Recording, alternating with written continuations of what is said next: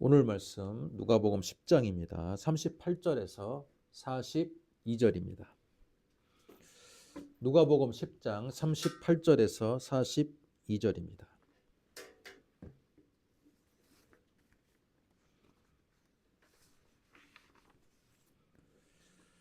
저와 여러분이 한 목소리로 38절부터 42절까지 같이 읽도록 하겠습니다. 그들이 길 갈 때 예수께서 한 마을에 들어가심에 마르다라 이름하는 한 여자가 자기 집으로 영접하더라. 그의 마리아라 하는 동생이 있어 주의 발자취에 앉아 그의 말씀을 듣더니 준비하는 일이 많아 마음이 분주한지라. 예수께 나와 이르되 주여 내 동생이 나 혼자 일하게 두는 것을 생각하지 아니하시나이까. 그를 명하사 나를 도와주라 하소서. 주께서 대답하여 이르시되 마르다야 마르다야 내가 많은 일로 염려하고 근심하나 몇 가지만 하든지 혹은 한 가지만이라도 족하니라. 마리아는 이 좋은 편을 택하였으니 빼앗기지 아니하리라 하시니라. 아멘. 반갑습니다. 11월의 마지막 날이자 마지막 주일입니다. 이제 올 한 해도 한 달밖에 남지 않았습니다. 수확의 계절, 결실의 계절을 지나 이제 겨울의 문턱에 들어서는 이때에 오늘은 우리가 이 말씀을 통해서 분노의 원인에 대해서 한번 생각해 보는 시간을 갖도록 하겠습니다. 지난주에 우리는 마태복음 20장의 말씀을 통해서 포도원 품꾼의 비유, 그 본문을 가지고 어떤 제목의 말씀을 들었습니까? 앞으로 자주 물어봐야겠어요. 자주 물어봐야겠어. 지난주 설교 제목이 맞아요. 그 사진을 보여주면서 뭐 공평 이야기하고 평등 이야기했는데 말씀의 제목은 하나님의 계산법입니다. 계산법. 우리가 생각하는 세상의 계산법은 내가 시간을 들인 만큼의 시급을 받고 대가를 받는 게 세상의 당연한 이치이나 은혜의 하나님이시고 또한 공평의 하나님이신 하나님은 세상의 기준으로 모든 것을 판별하지 아니하시고 어떻습니까? 은혜의 원리로 보시기에 때로는 본문이 우리가 이해가 되지 않을 때가 있고 낯설 때가 있다라고 말했습니다. 지난주에도 맨 처음부터 포도원에서 일했던 사람과 제3시, 제6시, 제9시 심지어 마지막 1시간을 앞둔 제11시에 불려온 일꾼들이 똑같이 한 데나리오를 받았습니다. 여러분, 그랬을 때 분노했던 사람은 누굽니까? 우리 주제가 오늘 분노니까 그 지난주에 본문에서 분노했던 사람은 누구예요? 제일 먼저 포도원에 불려온 일꾼이 분노했습니다. 여러분, 마지막 시간에 불려왔던 일꾼이 분노했습니까? 아니면 제9시에 불려왔던 사람이 분노했습니까? 아니에요. 분노했던 사람은 맨 처음부터 일했던 사람이에요. 세상적인 기준으로 보면 이 사람이 분노하는 게 맞습니다. 그래요, 안 그래요? 그렇죠. 나만 지금 하루 종일 12시간을 일했는데 어떤 사람은 9시간을 일해도 심지어 6시간을 일해도 3시간을 일해도 같은 1급을 받는다고 생각하면 여러분 역시 분노하지 않겠습니까? 그런데 여러분 그 관점을 되돌려벼서 만약에 교회에서 하는 봉사다 또는 하나님 예수 그리스도 예수님을 섬기는 우리가 봉사하는 사역이다. 헌신이다. 자, 그런 관점으로 본다면 어때요?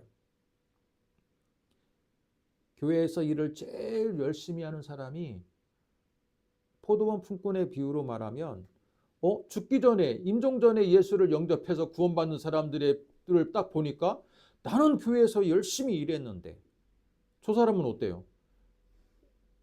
별로 열심히 일하지도 않고 짧은 생애 그 마지막 생애 마지막 무렵에 예수님을 영접하고 구원받았다. 이건 이치에 맞지 않습니까?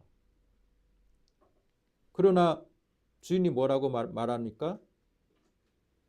내가 너에게 한 데나리온을 주겠다라고 약속하지 않았느냐? 내가 그 약속을 지켰는데 너는 왜 분노하느냐? 그 얘기를 하지 않았습니까? 마찬가지예요. 제가요, 오랜 교회 생활을 통해서 느끼는 게 뭐냐면, 제가 큰 교회도 있었고 작은 교회도 있지만, 큰 교회에 제가 부교육자 사회를 한 경험들이 꽤나 있습니다.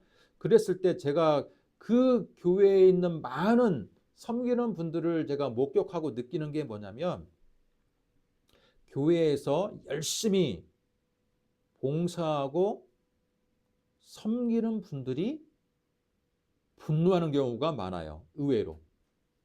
아무개 집사는 일도 안 하면서 뭐 무슨 직분을 줬는데 나는 이렇게 열심히 교회에서 목사님을 섬기고 또 열심히 교회에서 내가 맡은 일을 다 했는데 나를 알아주지 않는다는 거예요.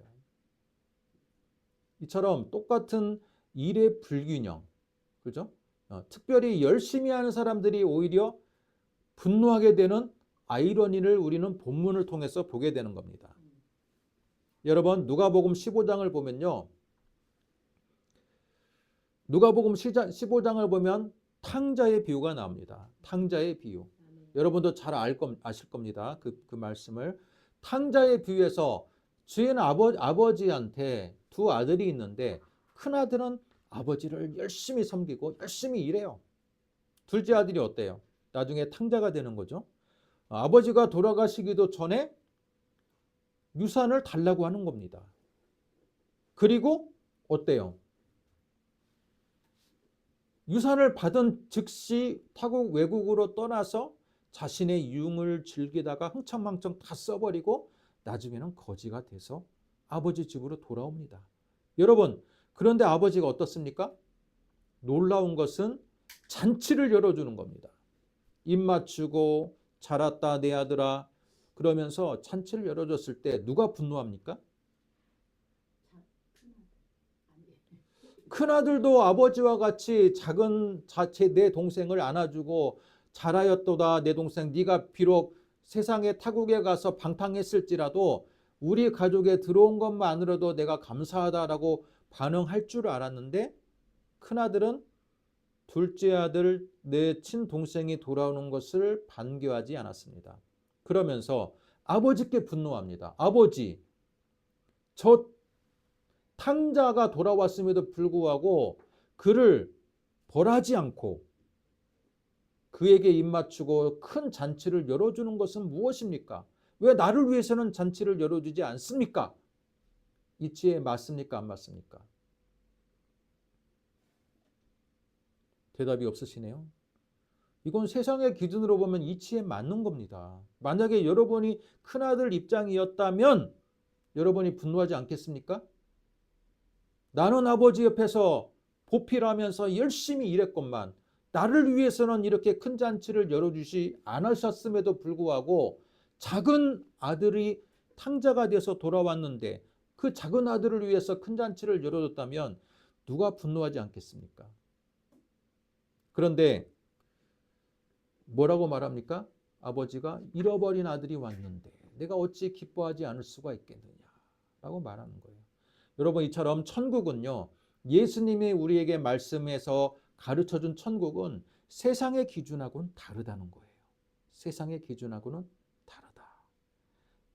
세상의 기준으로는 분명히 분노해야 될 상황이고 더 열심히 일한 사람이 똑같은 대우를 받는 것에 대한 불공정함에 대해서 얼마든지 항의하고 분노를 표할 수 있는 상황이지만 천국, 하나님의 나라에서는 오히려 열심히 일한 사람이 분노하는 것에 대해서 오히려 왜 마음의 평정심을 잃어버리고 오히려 하나님께 일찍 부름받아서 더 많은 열매로서 영광 돌리는 것이 왜 너에게는 기쁨이 되지 않고 그것이 불평이 되느냐라고 말하는 것이 천국의 원리입니다.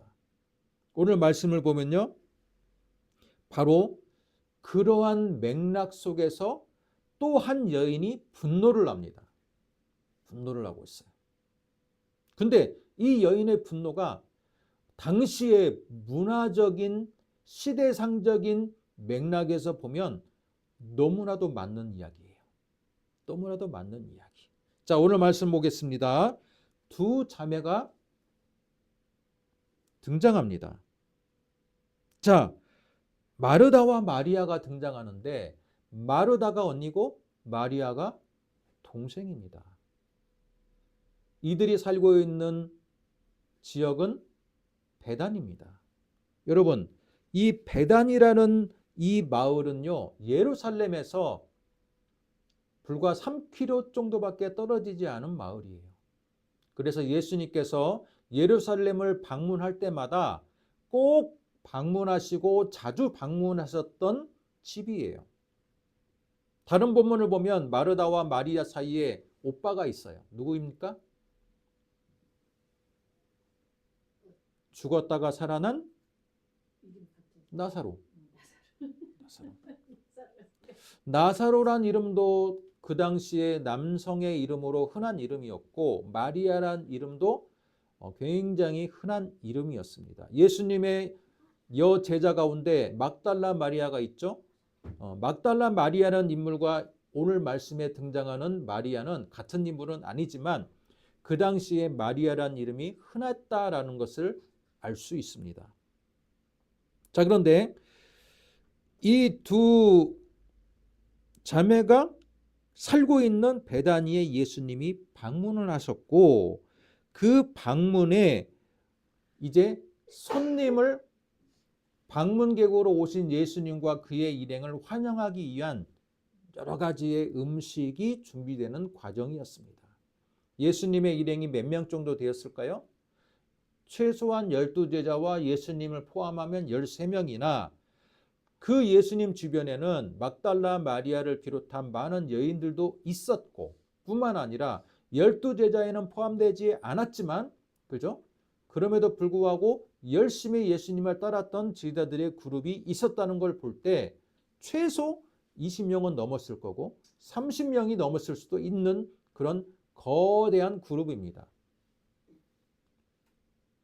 마르다와 마리아가 살고 있는 집이 평상적인 집이라고 봤을 때 30평을 넘지 않거든요. 고고학적인 발견을 보면요. 보통 집이 20평 내외입니다. 여러분, 그 좁은 집 안에 거의 30명에 가까운 사람이 들어왔으니 얼마나 복잡했을 것이고 또 얼마나 많은 음식을 준비하는데 분주했겠습니까? 그죠? 그러다 보니 오늘 말씀을 보니까 마리아와 마르다가 똑같이 음식을 준비해도 시간이 넉넉지 않았을 것인데 마르다는 열심히 같이 도와주는 사람과 함께 음식을 준비하느라고 분주하고 바쁩니다. 그런데 마리아의 반응은 어떻습니까? 예수님이 마르다와 마리아의 집에 들어오셨는데 그냥 쉬시는 게 아니라 어때요? 또 말씀을 강론하고 계시는 거예요. 열심히 천국의 말씀을 전해주고 있습니다. 그 전해주는 그 귀한 상황을 마리아는 놓치고 싶지 않았어요. 그래서 오늘 말씀을 보시면 어떻습니까? 39절. 그에게 마리아라는 동생이 있어 주의 발치에 앉아 그의 말씀을 듣더니 라고 되어 있습니다. 여러분, 예수님의 발치 바로 발 앞에 교회에 보면 어때요? 맨날 맨 앞에 앉는 분들이 있죠. 교회 보면 어때요? 항상 거의 의자 앉는 의자에 누구의 이름이 써 있지는 않지만 보이지 않는 자신의 자리가 계속 같은 자리에 앉게 되면 어때요? 보이지 않지만 그 자리는 아무개 집사의 자리라고 암묵적인 룰이 존재하는 것처럼 그 당시에는요. 랍비 예수님께서 랍비라고 많이 여겨졌잖아요. 그런 상황에서 랍비의 발 앞에서 앉아있는 그 자리는요. 핵심 그룹이 앉는 자리예요. 그 당시의 문화가 그래요. 전혀 모르는 사람이 앞자리에 앉으면 어떻게 될까요? 쫓겨납니다. 예수님의 발 앞에 가장 가까운 그룹, 베드로와 야고보와 요한과 안드레와 이처럼 핵심 그룹의 제자들이 앉는 것이 그 당시의 암묵적인 룰이었습니다. 그런데 오늘 말씀을 보니까 마리아란 여인이 예수님의 발치에 앉아서 말씀을 들었다라는 겁니다. 그러면 어때요? 그 당시의 문화적인 관습을 깨뜨리는 행위예요. 게다가 마리아는 여인이잖아요. 그렇죠? 여인이 랍비 앞에서 강론을 듣는다는 것은 그 당시의 문화적으로는요, 감히 상상할 수가 없습니다. 여인은 항상 뒷전에 빠져 있거나, 그렇죠? 뒤에 부엌에서 음식을 준비하는 역할이 여인에게 한정되어 있는 역할이었어요. 그런데 그 문화적인 분위기와 개념을 다 깨뜨리고 마리아가 발치 앞에 앉아 있는 겁니다. 제자들이 어땠을까요? 속으로 아무리 집 주인이지만, 그죠? 주님의 발치 앞에 앉아 있는 그 상황이 예수님의 제자들도 말로는 표현하지 않았지만 불편했을 거예요. 불편했어. 그런데 언니였던 마르다가 열심히 음식을 준비하는 와중에 보니까 동생이 안 보여요. 동생이 안 보여. 가만히 봤더니 강론하고 있는 예수님의 발치 앞에 동생의 뒷모습이 보이는 겁니다. 마르다는 어떻게 생각했을까요? 너무나도 일행들이 많기에 한 사람의 손이라도 더 있어야 되는 상황인데, 심지어 같은 집의 주인이었던 동생이 음식 준비를 뒷전으로 하고 앉아서 말씀을 듣는 그 모습이 너무나도 황당했을 겁니다. 뿐만 아니라 당시의 문화적인 관습을 깨뜨리는 것 자체가 불쾌했을 겁니다. 아니, 여자가 예수님의 발치 앞에서 앉아있는 상황 자체가 너무나도 당황스러웠을 겁니다. 그래서 어떻게 말합니까? 40절의 중반부, 예수께 나아가 이르되 주여 내 동생이 나 혼자 일하게 두는 것을 생각하지 아니하시나이까. 그를 명하사 나를 도와주라 하소서. 여러분, 이건요 그 당시의 문화적인 맥락에서는 맞는 말입니다. 맞는 말이에요. 내 동생이 나 혼자 일하게 두는 것을 왜 예수님 그것까지는 생각을 못 하십니까? 그에게 명하사 나를 도와주라 하소서. 여인의 역할로 돌아오라는 거예요. 왜 여인의 역할을, 예수님의 발치 앞에 있는 역할은 여인의 역할이 아니라는 거예요. 여인의 역할로 돌아오게 하소서. 저는 이 본문을 가지고 여러 가지 생각을 해봤습니다. 만약에 굳이 예수님께 말하지 않고 마르다가 뒤에 사람한테 앞 사람에게 전달 좀 해주세요. 마리아야 빨리 언니가 찾으니까 빨리 뒤로 와. 그렇게 해가지고 여러분 한 사람씩 전달해가지고 마리아의 귀에 들어오게 할 수 있습니까? 없습니까? 얼마든지 그렇게 할 수 있죠.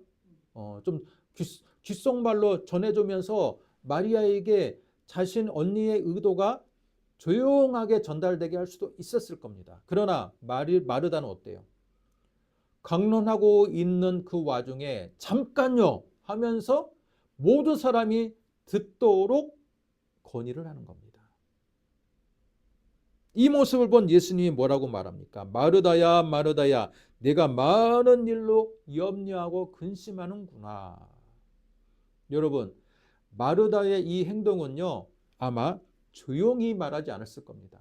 약간 화난 투로 이야기했을 겁니다. 주님, 내 동생이 저 앞에 있고 내 동생이 일하지 않게 나만 혼자 일하게 두는 것을 왜 그냥 두십니까? 내 동생에게 명하사 빨리 나를 도와주라 하게 하소서. 약간 화난 투로 말했을 거고, 또 예수님의 강론을 잠깐 멈추고 많은 사람들이 듣도록 하는 그 의도에는 뭐가 있어요? 동생을 향한 비난이 담겨 있어요. 동생이 그 당시의 문화적인 관습을 깨뜨리고 발치 앞에 앉아있는 상황에 대한 마르다의 분노의 의미도 담겨 있다라는 겁니다. 마치 이 장면을 통해서 지난주에 있었던, 그죠? 포도원 품꾼 중에 가장 먼저 와서 일했던 사람이 왜 늦게 온 사람에게도 똑같은 한 데나리온을 주십니까? 라는 외침과 맥락이 어때요? 비슷하지 않습니까? 나는 이렇게 열심히 일하고, 나는 이렇게 분주하고, 나는 주님을 위해서 이렇게 육신적으로 헌신을 했건만 왜 내 동생은 발치 앞에 앉아서 해야 되는 요리 준비는 안 하고 가만히 앉아서 호사를 누리게 합니까? 라는 그 외침과 포도원에서 맨 처음에 왔던 사람이 왜 내가 더 많은 일을 했는데 똑같은 한 데나리온을 주십니까? 라는 외침, 그들의 마음 상태 비슷하지 않습니까? 그들의 마음 상태는 뭐예요? 불만과 분노죠. 그죠? 포도원 품꾼에서도 불만과 분노가 있었고 마르다에게도 불만과 분노가 있었다라는 겁니다. 그러면 마르다가 원하는 예수님의 답변은 어떤 답변이었을 거야? 맞다. 마르다야, 너의 건의가 맞구나. 문화적인 관습으로 볼 때 여인이 발치 앞에 있는 건 맞지 않아. 마리아야, 미안하지만 이 집이 너의 집이어서 네가 주인의 입장이지만 우리 문화적인 관습을 고려해서 빨리 가서 언니를 도와주거라. 여러분, 마르다가 원하는 답변은 이 정도의 답변이지 않았을까요? 그죠? 그랬기 때문에 분노에 찬 목소리로 자신 있게 건의를 하는 겁니다. 그러나 예수님의 답변은 의외입니다. 우리의 상식을 뒤집고 그 당시의 문화적인 역사적인 맥락으로 봤을 때도 상식을 뒤집는 말씀을 주십니다. 마르다야, 마르다야, 네가 많은 일로 염려하고 근심하고 있구나. 예수님이 초점을 맞춘 건 뭡니까? 마르다의 영적인 상태, 마음의 상태를 먼저 보시는 거예요. 이치적으로 맞고 틀리고의 문제가 아니라 주님이신 예수님이 너의 집에 방문해서, 여러분, 예수님이 우리 집에 한 번이라도 방문하는 것이 얼마나 큰 영광입니까? 그죠? 자주 오는 방문이 아니에요. 어쩌다 한 번씩 오는 그 방문의 기회를 마리아는 놓치고 싶지가 않아요. 그 말씀이 너무나도 사모가 되는 겁니다. 그래서 놓치고 싶지 않아서 발치 앞에서라도 듣기를 원하는데, 마르다는요, 예수님의 이 오랜만에 오는 방문이 처음에는 반가웠어요. 주님 어서 오십시오 하면서 인사 나누고 정말 기쁨으로 영접을 했는데 나중에 어때요? 음식을 준비하는 순간에 동생과 나의 입장이 서로 환경이 달라지고 또 누구는 열심히 일하고 누구는 열심히 일하지 않는다는 이런 비교의식, 불평등에 대한 의식이 생기면서부터 불만이 생기는 거예요. 마치 교회에서 어때요? 교회에서 차량 봉사하고, 그죠? 또 주일학교, 교회학교에서 교사도 하고 성가대도 하고 그랬던 분이 열심히 일하는데 나중에 그분한테 제가 한번 물어보면요. 어떻게 열심히 일하시는데 주일날 피곤하지 않습니까? 그러면 어때요? 너무 피곤합니다. 그러나 기쁨으로 감당해야죠 라고 하는 분도 있는 반면에 또 어떤 분은 뭐라는지 아세요? 이거 다른 사람이 이건 해야 되는데 내가 할 사람이 없었고 내가 지금 자꾸 나보고 불러가지고 내가 지금 성가대도 쓰고 차량 봉사도 하고 나한테 너무 많은 일을 맡긴다고 하면서 불만불평하는 분이 있어요. 그분은 교회를 위한, 예수님을 위한 열심은 있으나 마음이 어떠한 상태입니까? 마르다와 같은 상태예요. 열심은 있으나 주님을 향한 헌신의 기쁨을 누리기보다는 다른 사람과 비교하는 거예요. 다른 사람은 똑같이 안수 집사인데 누구는 얼굴만 비추고 교회에 그냥 휙 가버리고 나한테는 너무 많은 일을 주고, 이런 비교의식, 그죠? 그런 것 때문에 오히려 열심히 봉사하는 분들이 더 신앙적으로 시험에 들 요소가 있다라는 거예요. 포도원 품꾼에서 맨 처음에 왔던 사람이 나중에 분노하지 않습니까? 마찬가지 원리예요. 내가 더 열심히 일했는데 주님은 왜 내 수고를 알아주지 않습니까? 내가 더 헌신했는데 주님은 왜 나에게 축복을 주지 않습니까? 저 사람보다는 나에게 더 축복을 줘야지 않겠습니까? 저 사람보다는 내가 세상적인 복도 더 누려야 하지 않겠습니까? 그죠?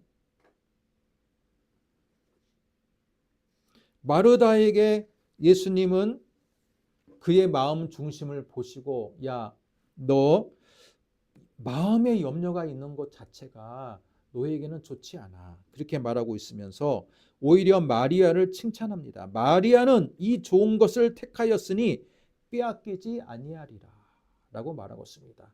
여러분, 이 본문에 대해서요, 이렇게 해석하는 분들도 있어요. 마르다는 육신적으로 봉사하는 사람이다. 마리아는 뭐예요? 육신적으로 봉사하는 게 아니라 말씀을 듣고 은혜를 받고, 그죠? 가르침에 대한 은사가 뛰어난 사람이다. 그래서 어느 것을 더 손을 들어줍니까? 육신적으로 식당 봉사하고 교회 청소 봉사하는 것보다 말씀을 듣고 말씀을 배우고 말씀을 가르치는 그런 것이 더 중요하다라고 이 본문을 마치 마르다는 마리아는 서로 다른 부류의 봉사의 양상으로 해석하는 분들도 있습니다. 그러나 오늘 본문은 그런 의도가 아니에요. 만약에 오늘 본문을 그렇게 해석을 하면 어때요? 몸으로 봉사하는 것은 가치 없게 여기고 몸보다는 말씀을 듣고 공부하는 것을 더 큰 가치를 둔다면 누가 교회에서 차량 봉사를 하겠습니까? 누가 교회에서 식당에서 봉사를 하려고 하겠습니까? 최근에 많은 세태들이 바뀌었기 때문에 여러분, 교회에서 식사 준비하는, 옛날에는 권사님들이 많이 하셨잖아요.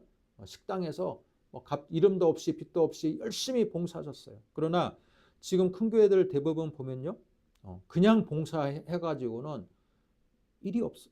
누가 자원하지 않아요. 그래서 다른 분들 용역을 씁니다. 청소도 교회 분들이 옛날에는 돌아가면서 청소했으나 요즘에는 용역을 쓰는 교회들이 많아요. 큰 교회들은. 그래서 청소업체를 부르거나 아니면 청소하는 아주머니를 주일날 몇 시간 써가지고 아예 시급 일당으로 주는 겁니다. 뿐만 아니라 어때요? 식당 봉사도 옛날에는 봉사였으나 지금은 자원하는 분이 없으면 어때요? 외주를 주거나 또는 일당을 줍니다. 그래가지고 교회를 운영합니다. 자, 이런 형태들이 볼 때 점점 어때요? 점점 교회에 있는 섬기는 분들의 마음 상태도 각박해지고 있고, 뿐만 아니라 교회에서도 일하는 것, 내 노동력으로 값없이 일하는 것에 대해서 굉장한 비교의식을 통해서 오늘 마치 마르다처럼 분노하거나, 그죠? 시험에 드는 분들이 있다라는 거예요. 그러니까 교회에서 그런 것을 차단하기 위해서 어때요? 아니 그냥 외주를 줘버립니다. 주님이 원하는 건 어떨까요? 교회에 예수 그리스도의 몸된 교회를 모든 사람들이 각자 자신이 받은 은사대로 섬기기를 원하지 않겠습니까? 어떤 사람은 음식을 잘해. 그러면 나름대로 식당에서 봉사할 수 있고, 어떤 사람은 말씀을 잘 가르쳐. 그러면 열심히 배워서 가르치는 사역을 하면 되는데 점점 교회에서 머무는 시간이 짧아지는 것 같아요. 머무는 시간이 짧아져. 그냥 예배만 드리고 가는 게 성도들의 거의 90%, 99%가 돼. 그러면 그 교회는 어때요? 나머지 많은 역할들을 그 소수의 사람들이 감당하다 보니까 소진이 오고 불평이 생기게 되는 겁니다. 오늘 말씀을 보면요, 마르다가 예수님의 말씀을 듣지 않고 음식을 준비하는 것 자체, 또 분주한 상태까지는 그것이 예수님께 어때요? 책망받을 일이 아니에요. 당연히 그 당시에 여인이 해야 될 역할인 겁니다. 그런데 예수님께서 책망하신 건 뭡니까? 주님이 우리 집에 오셨음에도 불구하고, 그죠? 처음에 기쁨으로 영접했음에도 불구하고 그 기뻤던 마음, 주님을 모신 그 감격과 기쁜 마음이 동생을 바라보고 비교의식과, 그죠? 비교의식을 통한 분노의 감정이 생기는 순간에 모든 은혜들이 다 소진이 되어버렸다는 거예요. 예수님은 그것을 보는 거예요. 야, 네가 처음에 나를 영접했을 때 얼마나 기쁨으로 영접했니? 근데 네가 비교를 하고 동생하고 비교를 하면서 네 마음에 분노가 일어나는 순간에 너는 나를 영접한 기쁨을 다 잃어버렸어. 그것은 하나님의 나라에서는 옳지 않아. 동생이 비록 그 당시에 문화적인 관습, 그죠? 뭐 여러 가지의 그런 관습적인 요소들을 다 깨뜨리고 네가 말하는 게 옳아. 이치적으로는 옳으나 중요한 건 뭐다? 마음에 분노가 있다라는 것. 평정심이 깨졌다라는 것. 그 자체가 하나님의 나라에서는 더 큰 과오이고 더 큰 죄라는 거예요. 마치 탕자의 비유에서 큰 아들이 분노했던 것처럼 포도원 품꾼의 비유에서 맨 첫 시간에 어떤 사람이 분노했던 것처럼 오히려 그 사람들은 어때요? 더 헌신한 사람이에요. 하나님의 나라 역설이지 않습니까? 그죠? 주인을 위해서 아버지를 위해서 더 헌신했던 큰아들과 포도원 품꾼에서 맨 처음에 어떤 사람이 더 많은 일을 했어. 더 충성을 했어. 그러면 더 많은 일을 한 사람과 더 충성을 한 사람이 더 많은 상급을 받고 더 칭찬을 받아야 되는데 오히려 어때요? 탕자가 아버지께 그죠? 환영을 받고 나중에 온 사람이 똑같이 한 데나리오를 받는 그 법칙은 천국의 은혜의 원리에 해당한다라는 거예요. 오늘 말씀도 맞습니다. 마르다 말이 맞아요. 그죠? 마리아가 그 당시에 발차 앞에 앉아 있는 것 자체가 큰 신뢰입니다. 큰 신뢰. 마르다의 권위가 맞아. 그러나 주님은 어때요? 마르다의 행동이 그 당시에 문화적으로 맞느냐 틀리냐의 문제가 아니라 야, 네 마음에 있는 예수님이 너의 집에 있는 그 영접했던 기쁨의 마음을 왜 은혜를 쉽게 비교하면서 판단하면서 쉽게 소진하느냐라는 거예요. 자, 오늘 말씀의 제목이 무엇입니까? 분노의 원인. 분노의 원인은요, 너무 세상적인 기준으로 교회 안에 있는 것들을, 교회 안에 있는 봉사랄든지 교회 안에 있는 여러 사람들을 바라봤을 때 너무 세상적인 기준으로 여러분 교회를 비난하는 것, 그게 이치적으로는 맞을 수 있으나 어때요? 하나님이 보실 때는 그게 이치에 맞지 않을 수도 있다는 거예요. 또 분노의 원인은 무엇입니까? 우선순위를 잘못 두면 분노의 원인이 됩니다. 우선순위가 뭐가 돼야 돼요? 은혜가 돼야 돼. 내가 받은 은혜를 소멸하지 않고 내가 받은 은혜에 따라서 움직이는 원리가 1순위가 돼야 되는데 마르다는 은혜는 받았으나 어때요? 나중에 1순위가 뭐가 됩니까? 분주함이 1순위가 되고 판단이 1순위가 돼버리는 순간 내가 받았던 그 은혜들이 소멸이 돼버렸다는 거예요.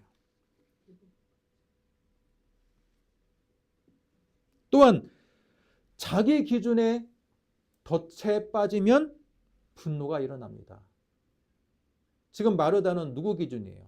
그 당시에 일반적인 사람의 기준이고 자기 기준이에요. 자기 기준에 동생이 잘못한 거야. 그러나 예수님의 기준은 어때요? 동생이 잘못한 게 아니라 마르다가 잘못한 거예요. 마르다가 왜 네가 받은 은혜를 소멸하느냐? 우리는 너무나도 많은 자기 기준으로 다른 사람을 쉽게 판단합니다. 교회 안에서도 오히려 열심히 봉사하는 사람이 자기 기준으로 바라보다 보니까 오히려 열심히 일하면서 마음에 분노가 생기고 비교가 생기고 시험에 들어요.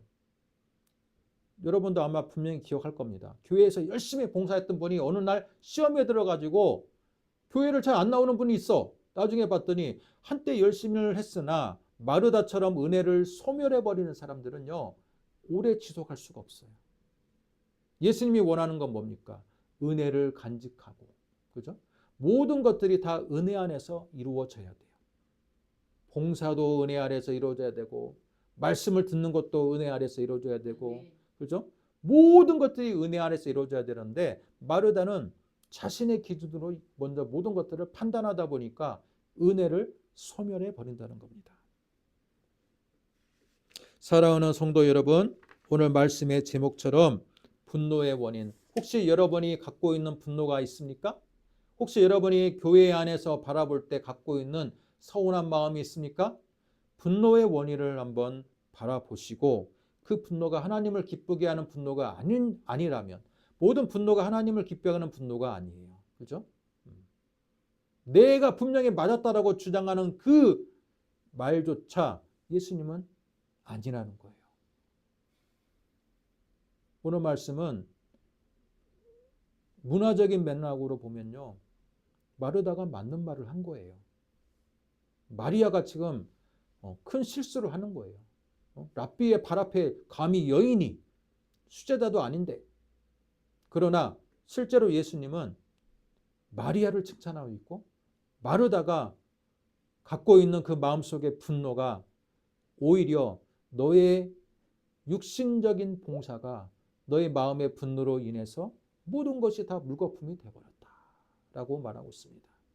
여러분, 교회 생활을 하든 세상 생활을 하든 여러분 마음에 너무나도 세상적인 기준이 자리 잡고 있어서 혹시라도 분노가 생기거나 받은 은혜를 소멸하는 여러분의 신앙생활이라면 다시 한번 여러분의 믿음을 점검해 보시기 바랍니다. 여러분의 믿음 체계를 한번 내가 하고 있는 이 사역과 봉사가 오히려 내 안에 분노를 만든다. 그러면요. 그 사역을 잠깐 내려놔야 돼요. 그 사역을 잠깐 내려놓고 다시 한번 내 마음의 상태를 한번 진단해보고